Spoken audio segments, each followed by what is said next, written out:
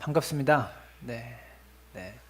뵙고 싶었고 보고 싶었고 이 한 주만 되면 이렇게 주일이 기다려집니다. 여러분 안 그러세요? 저는 정말 주일이 기다려져요. 이 시간이 참 행복하고 말씀을 나눌 수 있다는 것이 큰 저에게는 축복이고 행복입니다. 여러분 벌써 4월 첫째 주입니다. 4월 첫째 주예요. 시간 참 빠르죠. 정말 화살처럼 빠르다는 것이 실감이 돼요. 엊그제 바로 송구영신 예배를 드린 것 같은데 벌써 이렇게 한 주가 빨리 흘렀습니다. 한 주가 아니죠. 3개월이 이렇게 후딱 지나갔습니다. 지난 3개월 동안 여러분 어떻게 사셨습니까? 어떻게 보내셨어요? 한번 3개월의 삶을 되돌아보세요. 어떤 일들이 여러분 삶에 있으셨습니까? 그리고 또한 지난 3개월의 삶을 여러분 만족하십니까? 저마다 어떤 모습으로 살아오셨던지 중요한 것은요, 분명한 것은 결코 쉽지 않으셨을 거예요. 그렇죠. 네. 격하게 반응하십니다. 쉽지 않으셨을 것입니다. 어찌 되었든지 간에 살아간다는 것, 여러분 그거는 쉬운 일이 아닌 것 같아요. 저도 목회를 이렇게 개척을 시작하고 뭔가 목회에 대해서 조금씩 알아가고 뭐랄까요, 목사로서 그리고 목회에 대해서 철이 조금씩 들어가면서 어떤 마음이 드냐면 예전에는요, 교회에 대해서 비판적으로 바라봤어요. 뭔가 하나를 하면 비판적으로 이렇게 모든 것들을 바라보았는데 목회의 경험이 쌓여갈수록 이 시대에 목회하고 계시는 선배 목사님들이 참 대단하시다 이런 생각을 하게 됩니다. 일생을 목사의 자리에서 그냥 설교하면서 산다는 것, 이거는 정말 쉬운 일이 아닌 것 같아요. 설교를 잘하고 못하고도 아니고요, 목회를 잘하냐 못하냐 이것도 아니고, 교회가 크냐 작냐 이것도 아니고, 그냥 그 자리에 서가지고요 일생을 살아간다는 것이 결코 만만한 일은 아닌 것 같아요. 우리 부모님들도 그렇지 않습니까? 부모의 자리에서 사회인으로서 일생을 살아간다는 것, 이것 자체도 참 대단한 일인 것 같습니다. 여러분 2016년이 시작되고 이 3개월 동안 살아오시느라고 참 수고가 많으셨습니다. 옆에 분 손잡고 한번 이렇게 인사해 볼까요? 참 수고했습니다. 네, 사시느라고 고생하셨습니다. 네, 삶을 살아간다는 것은요 결코 쉽지만은 않은 것 같습니다. 저는요 오늘 우리 성도님들께 이런 질문 드리고 싶어요. 4월부터는 어떻게 살고 싶으세요? 3월까지는 어떻게 좀 살아왔는데 이제 4월부터는 어떻게 살려고 하십니까? 남은 9개월 어떤 인생이 여러분 앞에 펼쳐질 것 같습니까? 지금 2016년에 4분의 1이 지났습니다. 그리고 4분의 3 남았습니다. 오늘 설교를 준비하면서 저는요 여러분이 작년 마지막 12월 31일 날 송구영신 예배 때 저에게 내었던, 교회에 내었던 기도 카드를 한번 다시 한번 읽어보고 말씀을 준비했어요. 2016년 마지막 주일이 되었을 때 여러분 어떤 모습을 하나님 앞에 감사합니다. 그리고 또 하나님, 제가 하나님 앞에 정말 멋지게 잘 살았습니다, 이런 기도를 주님께 드릴 수 있을까요? 인생은요 누구나 다 열심히 잘 살아야 합니다. 그런데 잘 살았다라고 평가를 받으려면 뭔가 평가를 내놓을 기준이 있어야 되잖아요. 뭔가 기준이 있어야 평가가 가능한 것 아닙니까? 삶을 살 때 분명한 목표가 있어야 결과를 평가할 수 있고요, 그 평가의 근거에서 잘했다 못했다라고 이야기할 수 있는 것입니다. 여러분, 그러니 한 해를 잘 살았다고 말할 수 있으려면 뭔가 한 해에 대한, 오늘 올 한 해의 삶에 대한 나름의 분명한 계획이 있어야지 그것을 바탕으로 참 잘 살았다, 못 살았다 이렇게 평가할 수 있는 것 아닙니까? 작년 말에 여러분 모두가 다 인생의 계획을 세우셨죠. 학점으로 매긴다면 몇 점 정도 주시겠어요? A 학점입니까? B입니까? C입니까? D입니까? 근데 중요한 것은요, 인생에는요 F 학점이 없다라는 거예요. 왜 그렇습니까? 재수강이 안 된다라는 거예요. 다른 과목은 F 나오면 학점 지우고 다시 들으면 돼요. 근데 인생에는 절대 재수강이 없어요. D 받으면 D로 평생 가는 겁니다. 이것을 기억해야 되는 것이죠. 여러분, 존 맥스웰이라는 리더십 전문가가 있습니다. 이분이 강연 중에 이런 이야기를 했어요. 잘 들어보세요. 여러분, 절대 자동차를 타고 다니지 마십시오. 굉장히 위험합니다. 왜냐하면 사람이 죽는 사고의 20%가 자동차 사고로 일어납니다. 그러면 여러분, 비행기를 타고 배를 타면 안전할까요? 여러분, 절대 비행기 타고 배 타지 마십시오. 왜냐하면 전체 사고의 16%가 이런 교통수단 때문에 일어납니다. 그러면 교통수단을 타고 다니면 안 되겠구나, 걸어 다니면 되겠구나. 여러분 절대 걸어 다니지도 마십시오. 전체 사고의 15%가 걷는 중에 일어납니다. 그러면 나가면 안 되겠네, 집 안에만 있어야겠네. 여러분 집 안에도 절대 계시지 마십시오. 전체 사고의 17%가 집 안에서 일어나는 사고입니다. 여러분 그러면 우리는 어떻게 살라는 겁니까? 이렇게 위험들이 도사리고 있는데 어떻게 살아야 되는 거죠? 차도 타면 안 되고, 비행기도 타면 안 되고, 배도 타면 안 되고, 걸어 다녀서도 안 되고, 심지어 집 안에 있어서도 언제든지 죽을 위험이 우리 삶 가운데 닥치는데 우리는 어느 자리에서 어떻게 살아가야 할까요? 저와 여러분 모두의 마음속에는요, 안전한 삶에 대한 갈망과 꿈이 있습니다. 모두가 다 안전함을 누리고 싶어 하죠. 위험한 것에 대해서, 이것에 대한 두려움이 늘 우리 삶 가운데 도사리고 있다는 것이죠. 이 길로 가면 위험하지 않을까? 이 길로 가면 참 안전하지 않을까? 이것이 우리 삶의 명확한 판단 기준이 됩니다. 여러분 그런데요, 어떠한 일을 새롭게 시도하려면 반드시 실패에 대한 각오가 있어야지 일을 새롭게 시작할 수 있다는 것이죠. 새로운 일을 시도하려면요, 실패에 대한 각오가 분명하게 있어야 합니다. 여러분 그런데 이렇게 실패하기 싫어서 새로운 일을 시도하지 않는다면 어떻게 될까요? 그 사람은요, 살던 대로만 살아가기 때문에 낙오되어서 100% 실패하는 인생이 되고 맙니다. 여러분 공룡이 왜 멸망했을까요? 지구 환경은 조금씩 바뀌고 있는데, 그리고 크게 바뀌었는데 그대로 삶을 살았기 때문에 공룡이 멸망당한 거예요. 그렇게 등치 크고 인류 역사상, 지구 역사상 가장 힘센 공룡이요, 변화에 적응하지 못했기 때문에 멸망당한 겁니다. 멸종한 것입니다. 여러분 그 필름 회사, 옛날에는 다 디카가 없었던 시절에 아날로그였잖아요. 코닥이라는 필름 회사가 있었죠. 뭐 후지라는 필름 회사가 있었죠. 지금 여러분 들어보셨습니까? 다 망했어요. 왜 그렇습니까? 이제 새롭게 시작될 디카의 시대를 준비하지 못했기 때문에 그래요. 사진은 그래도 필름이지, 사진은 그래도 필름을 고수해야 제대로 된 사진이지, 맞는 말이에요. 근데 그것은 맞는 말이지만 시대의 변화를 시도하지 못했기 때문에 그 회사가 망했다라는 것이죠.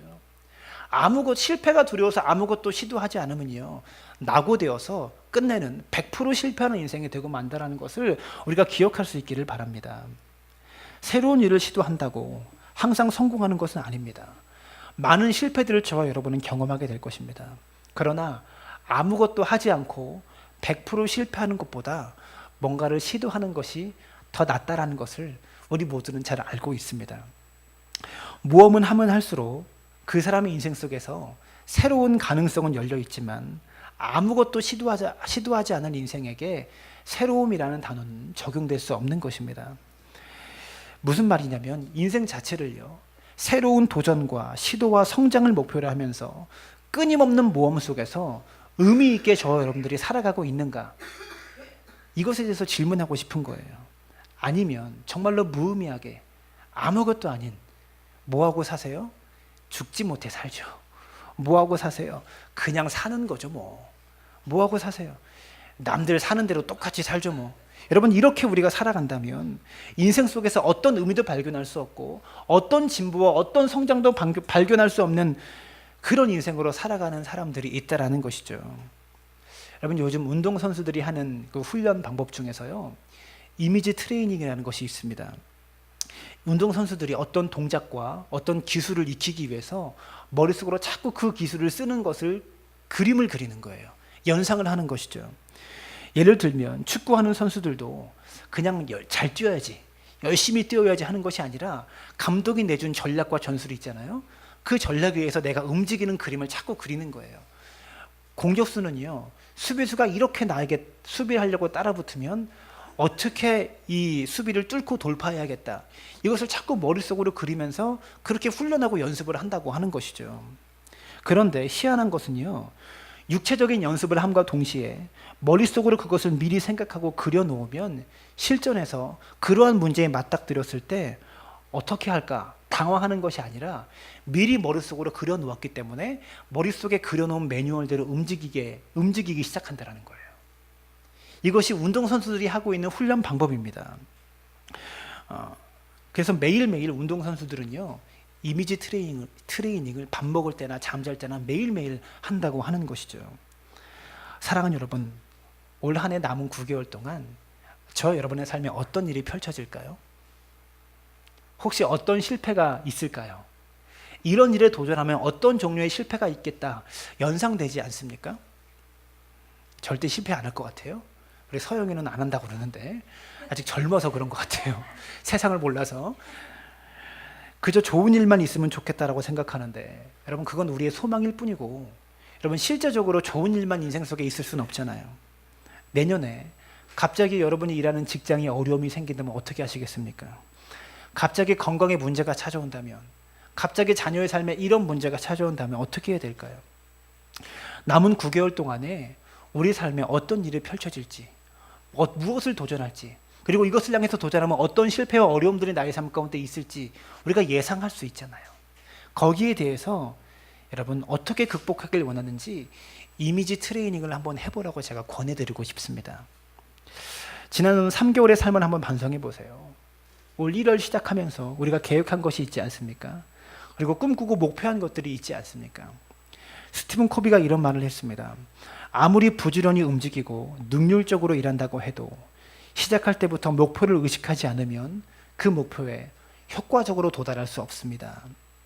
사랑하는 여러분, 열심히 산다는 것 중요합니다. 매우 중요하지만 방향성이 없는 열심은 잘못된 방향으로 가기 쉽다라는 것을 우리가 알아야 되는 것이죠. 많은 사람들이요, 불평하며 살아갑니다. 변명하며 인생을 살아갑니다. 이것이 보편적인 사람들의 삶의 모습이에요.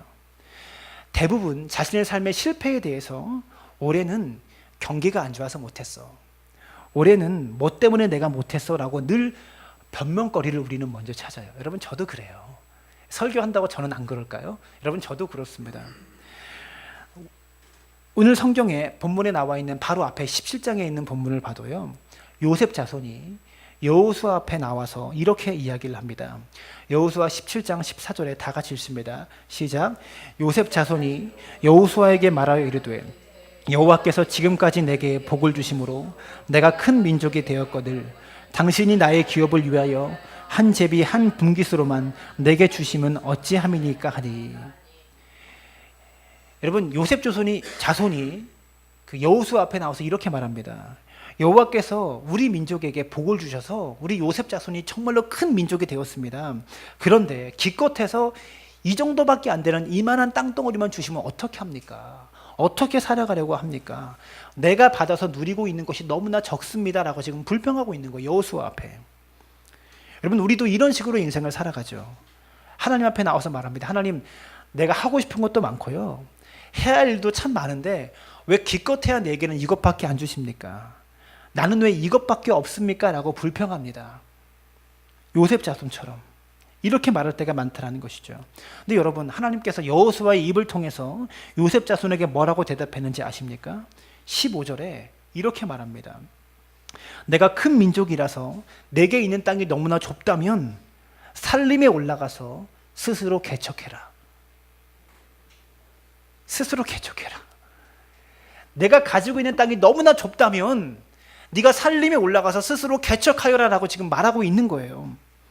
사람이 살 수 있는 땅을 말하는 것이 아니고요, 산속입니다. 나무가 가득한 산림입니다. 거기에 올라가서 땅을 개간하고 개척해라.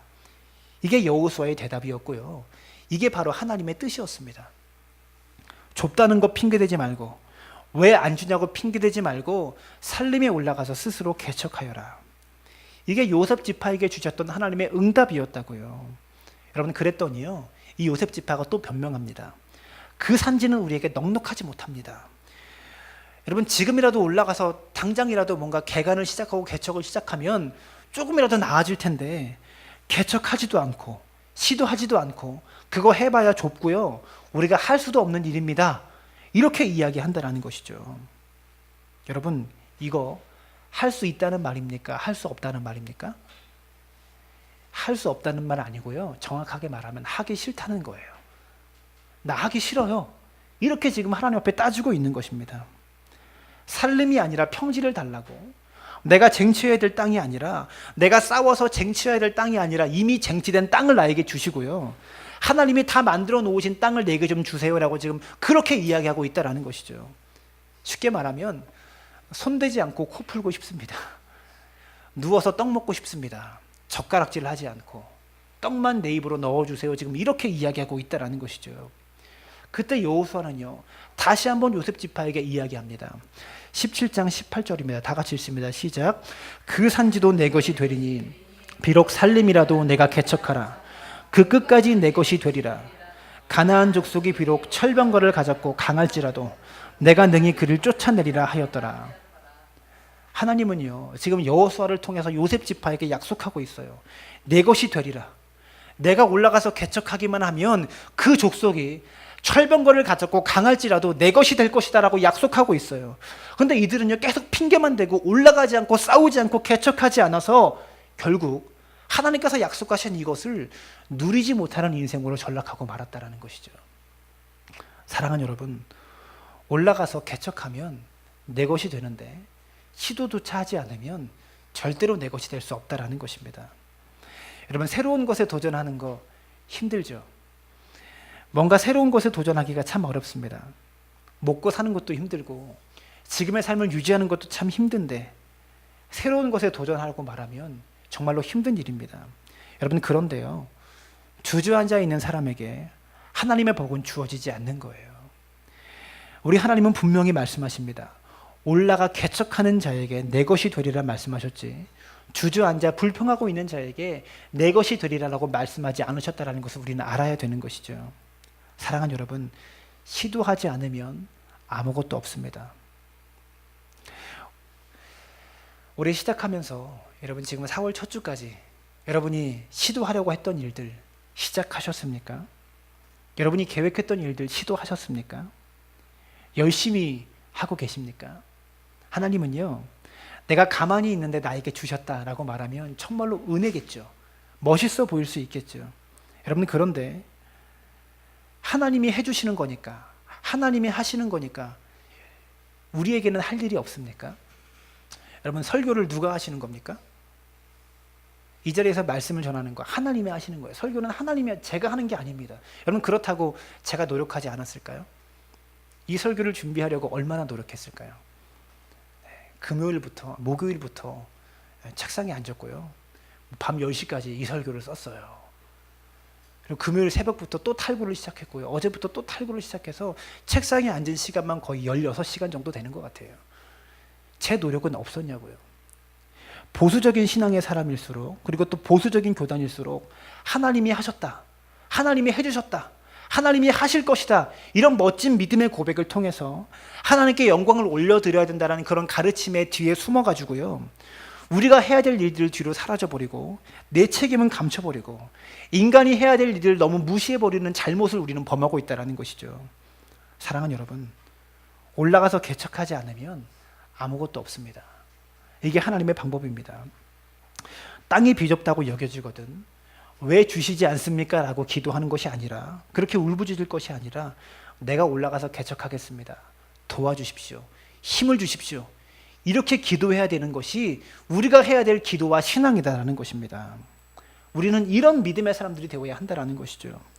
그래서 사랑하는 여러분, 오늘 이 말씀 내가 개척해라, 우리를 향한 하나님의 뜻이라는 것 기억할 수 있기를 바랍니다. 인류 역사를 한번 되새겨 보아도요 자기의 삶을 개척한 사람들이 참 많습니다. 플라톤이라는 철학자, 이 사람은 참 대단한 철학자입니다.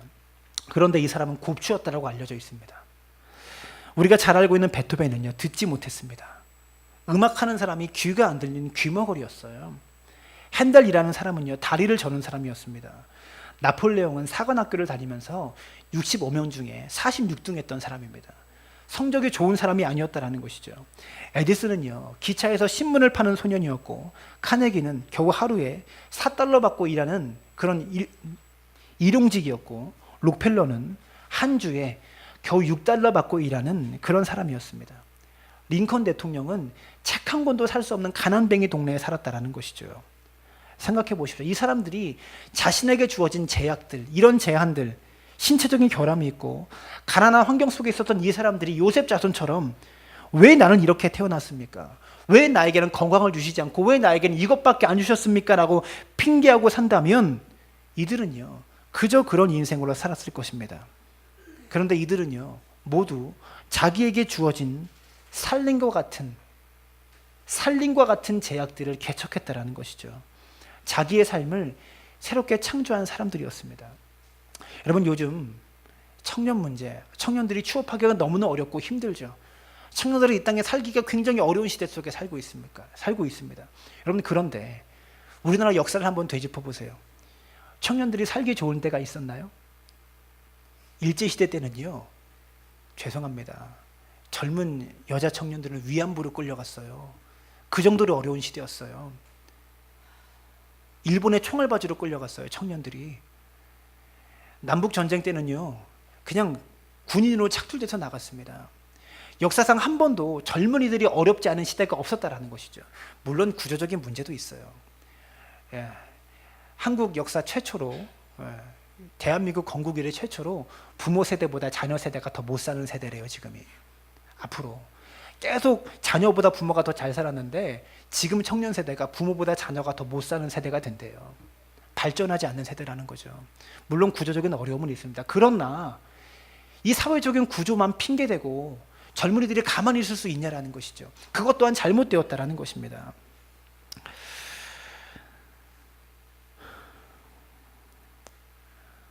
나는 왜 이렇게 태어났습니까? 이렇게 핑계하고 살아간다면 그저 그런 인생밖에 되지 않았을 것입니다. 여러분, 성경에도요, 동일한 일들이 일어납니다.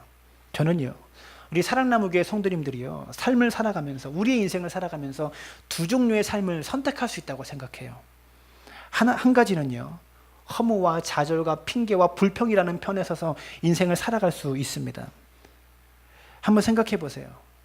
제가 지금 여러분 앞에 설교하고 있기 때문에 저를 예를 들어서 이야기를 한번 해보면, 야, 그 지하실에 냄새나는 교회에서 여기저기 비세고 수리해야 될 것도 많고, 이 교회 입구도 건물도 제대로 없고, 이 눅눅하고 축 처진 그런 지하실에서 목회해봤자 되겠어?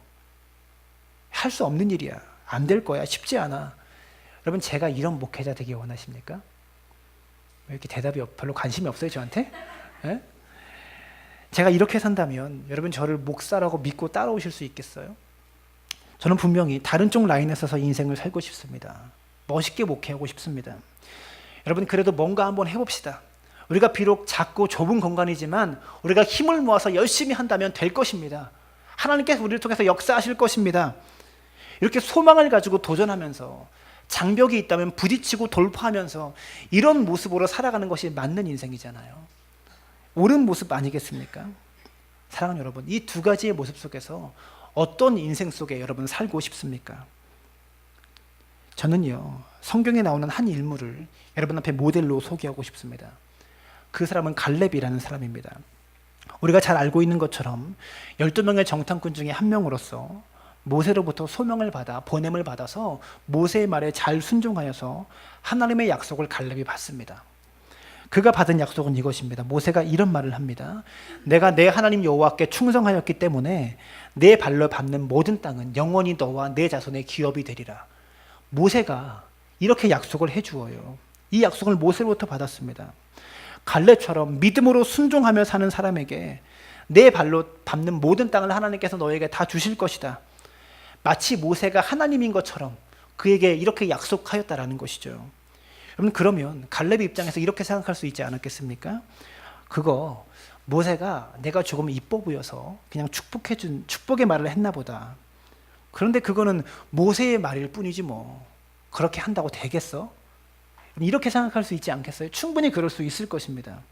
인간의 말이야. 그렇게 생각할 수 있을 것 같아요. 여러분, 오늘날도 그런 것 같아요. 신앙생활하는 성도님들의 모습을 보면 목회자의 축복의 말씀을 듣거나 축복의 기도를 딱 받으면 에이 뭐 그 목사가 듣기 좋으라고 한 얘기지 뭐 기도한다고 되겠어? 다 우리 잘 되라고 하는 말이지. 그게 뭐 진짜 하나님의 뜻이겠어 뭐? 어? 원래 목사는 원래 기도도 다 그렇게 하는 거야. 원래 목사는 만나는 사람마다 다 그렇게 축복해 줘야 되는 거야. 근데 정작 하나님이 주실지 안 주실지는 모르는 거 아니겠어? 여러분, 우리도 이런 태도를 가질 수 있잖아요. 근데 갈렙은요, 지도자를 통해서 주신 이 음성도요, 하나님의 말씀이라고 믿었고요. 그리고 여호수아에게 나와서 이렇게 말합니다. 옛날에 모세가 나에게 이렇게 말했습니다. 그러니 나는 그 약속이 나에게 그대로 이루어질 줄로 믿습니다. 내 나이가 85세입니다. 그러나 나는 아직 청년처럼 젊고 강합니다. 그 산지를 내게 주십시오라고 여호수아에게 나와서 이렇게 말합니다. 요셉 자손은요, 그 산지는 너무나 내게 좁습니다. 그것을 어떻게 올라갑니까? 철병가가 있는데 감당할 수 없습니다. 이렇게 대답했지만 갈렙은 달라고 합니다. 똑같이 신앙이 되고 예수 믿는 사람인데 한쪽은 안 된다고 하고요, 한쪽은 된다고 합니다. 그러나 갈렙은 불평하고 주저앉아 있는 것이 아니라 달라고 요구하죠. 그리고 올라가서 결국 그 산지를 점령합니다. 85세에. 사랑하는 여러분, 여기서부터가 중요합니다. 잘 들어보세요. 우리가 인생을 살면서 내가 개척하라 라고 말씀하시는 이 하나님의 말씀에, 이 말씀에 대하여 내가 올라가 개척하겠습니다, 내가 점령하겠습니다 라고 이렇게 고백하기까지 이 간극은요, 결코 가깝지 않아요. 쉽지 않아요. 내가 개척하라 라고 말씀하실 때 내가 가겠습니다 라고 대답하는 거 쉽지 않더라고요. 싸워라 그럴 때 내가 싸우겠습니다 그리고 칼 들고 나가는 거 정말로 쉽지 않다라는 것이죠. 말씀을 드릴 때는 막상 할 수 있을 것 같은데 예배당 문 열고 탁 나가면 찬바람이 쐭 불면서 갑자기 염려가 두려우고 두려움이 들어오는 것, 우리에게 수도 없이 경험하지 않습니까? 갈렙처럼 이 산지를 내게 주소서라고 고백하기보다 에이, 철병가가 있는데 되겠어요? 해봐도 안 되는데, 어차피 살림이고 쓸모없는 땅인데 그 땅 개간해봤자 우리가 뭐가 되겠습니까? 이렇게 살아올 때가 많다는 것이죠. 사랑하는 여러분, 우리의 모습 속에 이 요셉의 모습도 있어요. 요셉 자손의 모습 또한 있고 갈렙의 모습 또한 있습니다. 이런 두 모습이 우리의 마음속에 있다면 여러분은 주로 인생을 살아가면서 어떠한 모습으로 반응해 오셨습니까? 오늘 본문 여호수아 18장에 넘어오면서 이스라엘 백성은요, 하나님께서 주셨다라고 말씀하시는데도 불구하고 요셉 후손들은요, 싸우기가 겁나서, 요셉의 후손들처럼 싸우기가 겁나서 실패에 대한 두려움 때문에 모든 이스라엘 지파들이 다 두려워하고 있습니다. 이런 염려 때문에 주저앉아 있는 사람들에게 점령해라, 올라가서 개척해라 하는 말씀과 진짜 칼 들고 나가서 개척하라고 할 때까지 이 간극 때문에 고민하고 어려워하고 실패에 대한 두려움 때문에 주저앉아 있는 이스라엘 모든 백성들에게 하나님께서 말씀하십니다. 너 왜 가만히 앉아 있냐? 빨리 올라가 싸워서 내 것으로 만들어라. 그런데요, 이 사람들에게 주셨던 하나님의 방법이 있어요. 이런 실패를 두려워하지 않고 결국 그것을 점령하기 위해서 하나님이 이들에게 주셨던 방법이 있다고요. 그 방법이 무엇이냐면 내 소원을 그려서 가지고 와라 라는 겁니다. 여호수아 18장 3절입니다. 우리 함께 읽어볼까요? 여호수아 18장 3절입니다. 시작. 너희는, 여호수아 18장 3절 넘겨주세요. 안 나와요? 네, 3절입니다. 시작. 너희는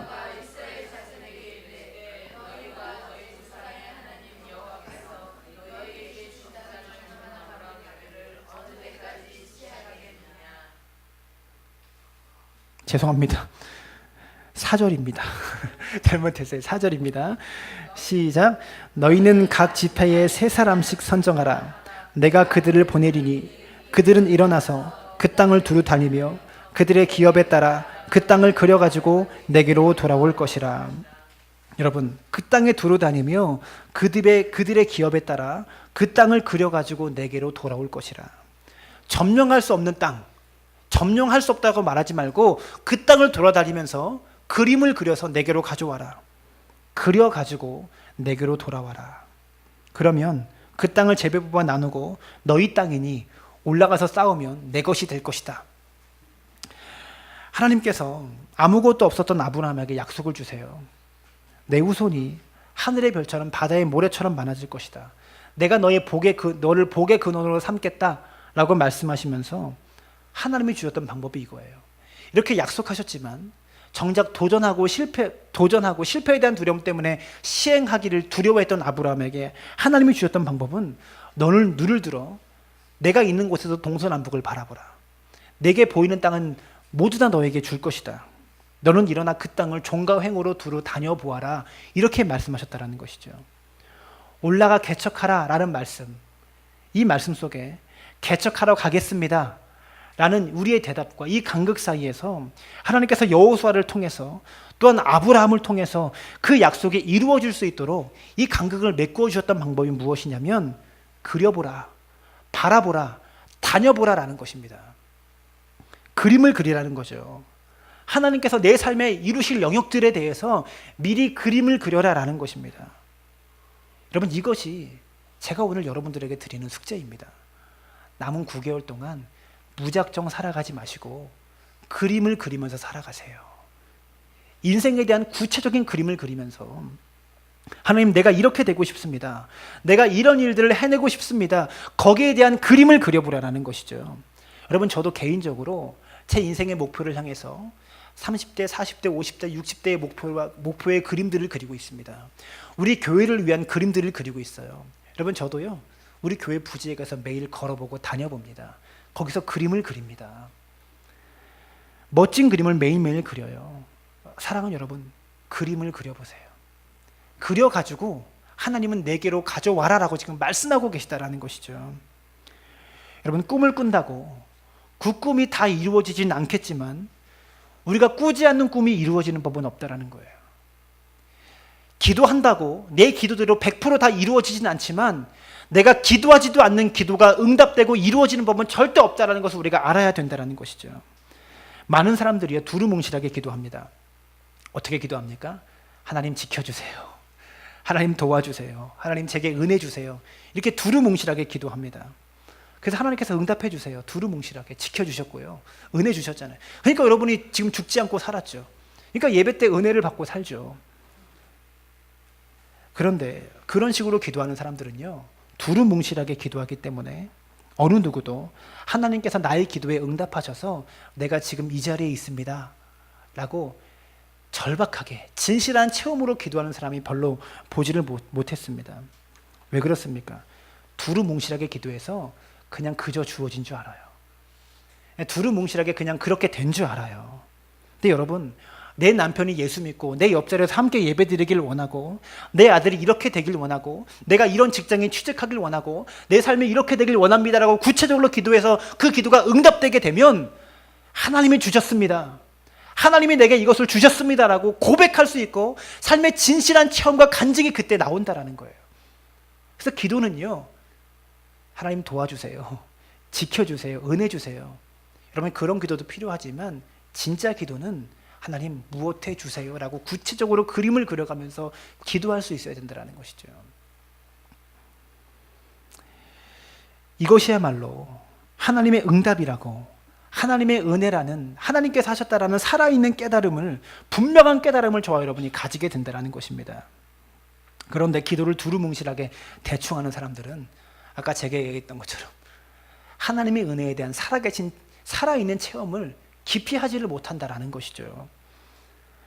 하나님 앞에 세밀하게 기도해야 우리가 세밀하게 응답받고요, 이 일을 하나님이 해주셨구나, 하나님이 이루셨구나라는, 여러분, 그런 하나님의 뜻을 구체적으로 우리가 볼 수 있다는 것이죠. 따라해 볼까요? 우리의 기도는 하나님께서 우리를 위해 일하시는 방법입니다. 빌립보서 12장 13절에 이렇게 말합니다. 너희 안에서 행하시는 이는 하나님이시니 자기의 기쁘신 뜻을 위하여 너희에게 소원을 두고 행하게 하시나니. 하나님께서 어떻게 하신다고요? 너희에게 소원을 두고, 우리의 마음속에 소원을 두어서 행하게 하신다라는 거예요. 하나님께서 우리 인생을 이끌어 가시는 방법이 우리의 소원대로 이끌어 가신다라는 거예요. 우리 마음속에 소원을 주시는 것입니다. 하나님께서 환상 속에 나타나셔서 너 이거 해, 너 저거 해, 이렇게 말씀하시는 것이 아니고요, 우리가 그린 그림, 이런 소원들을 통해서 그 소원을 위해서 내가 열심히 노력하게 하시고 그 소원 때문에 기도하게 하시고 그 소원을 향한 방향으로 인생을 살아가게 하시면서 그렇게 우리를 위해서 일하신다라는 거예요. 그래서 우리의 기도는요, 하나님께서 우리를 위해서 일하시는 방법이에요. 그래서 기도를 대충 하면 안 돼요. 너무 화를 내는 것 같아요. 얼버무리면서 그냥 하나님 지켜주세요, 도와주세요 하면 안 된다. 여러분, 자녀를 위해서 하나하나씩 그림을 그려가면서 소원을 가지고 주 앞에 나오시라는 것이죠. 노력하고 기도하고 그러다 보면 그 방향으로 살아가게 된다는 것입니다. 이게 하나님의 방법입니다. 많은 사람들이 착각하는 부분이 이것입니다. 주님의 뜻이 무엇입니까? 이렇게 기도하면 하나님의 꿈속에 나타나셔서 이거 해 라으 저거 해 라으 이렇게 말씀하신 줄로 착각하고 있다는 것입니다. 여러분 그러다 보니까 수십 년을 예수 믿어도 이것이 하나님의 뜻이다, 여기에 대한 확신이 없다는 것입니다. 우리 주님의 방법은요, 우리 마음속에 선한 소원을 주십니다. 주님의 영광을 위한 나의 삶이 되도록, 하나님의 교회를 위한, 주님의 뜻을 위한, 나의 삶이 복음을 위한 유익이 되도록 내 마음속에 선한 소원을 넣어주셔서 그 소원을 가지고 기도하게 하시고 그 소원의 방향으로 내가 살아갈 수 있도록 힘과 능력을 그때그때마다 공급해 주신다는 거예요. 사랑하는 여러분, 인생에 문제가 있습니까? 올라가 개척해라. 어려움이 있느냐? 피하지 말고 맞서라. 시장이 보이지 않느냐? 내가 시장 속으로 들어가서 시장을 만들어라. 이렇게 주님께서 우리에게 말씀하고 계시다는 것이죠. 우리 삶 속의 소원을 통해서, 우리가 그리는 그림을 통해서 우리의 인생을 이끌어 가십니다. 하나님께서 오늘 설교를 통해서 우리에게 하고 계신 말씀은 무엇일까요? 너의 마음속에 있는 소원이 내 뜻이다. 근데 중요한 것은요, 구하여도 응답하지 못하는 것은 정욕으로 쓰려고 잘못 구함이라고 말씀하셨어요. 욕심이 아니라 하나님을 위한 소원을 품으세요. 서영이가 이런 질문 하더라고요. 하나님을 위한 소원을 품어라라고 말하니까 그럼 목사님들이나 하는 거 아니에요? 뭐 선교사나 이런 사람들만 하는 거 아니에요? 그렇게 생각하더라고요. 여러분의 삶의 자리에서 내가 가지고 있는 직업과 내가 가지고 있는 일을 가지고 주를 위해서 어떻게 일할 수 있을까? 어떻게 하나님의 영광을 드러낼 수 있을까? 여러분, 직업이 소명입니다. 그것을 아셔야 돼요. 하나님은요, 너의 마음속에 있는 소원이 내 뜻이다. 내가 이루고 싶어 하는 것, 내가 하나님의 영광을 위해서 하고 싶어 하는 것, 내가 그 소원을 통해서 일하겠다. 그 소원 붙들고 기도하는 너희의 기도를 통해서 내가 그 기도대로 일하겠다. 그러니 소원을 그려서 내게로 가져와라. 여러분, 소원을 그려서 주님께 가지고 올 수 있기를 바랍니다. 너희들의 소원의 지도를 그려서 내게 가져와라. 그 지도 붙들고 기도해라. 그리고 그대로 이루어지면 내가 너희와 함께하고 내가 너희를 사랑하고 내가 너희와 영원히 거한다라는 사실을 비로소 그때야 깨닫게 될 것이다. 말씀의 결론 맺겠습니다. 사랑하는 여러분, 하나님의 복은요, 막연한 축복으로 하나님의 뜻이 이루어지는 것 아니고요, 구체적인 계획과 기도 속에서 하나님의 뜻이 이루어집니다. 남은 2016년 9개월 동안 여러분 어떻게 살기를 원하십니까? 여러분의 삶을 어떻게 경영하기를 원하십니까? 어느 누구도 나의 삶을 대신 살아주지 못하고요, 나만이 살아갈 수 있는 내 인생입니다. 내게 맡겨진 내 인생이고 내가 경영해야 될 내 인생입니다. 여러분이 화가가 되셔서 여러분의 소원의 그림을 멋지게 그려보세요. 그 그림 가지고 주님께 나아가십시오. 그러면 하나님이 이루게 하실 것입니다. 하나님을 위한 멋진 소원을 그림으로 그리셔서 하나님의 역사를 경험하는 믿음의 사람들 되어지시기를 주님의 이름으로 축원합니다.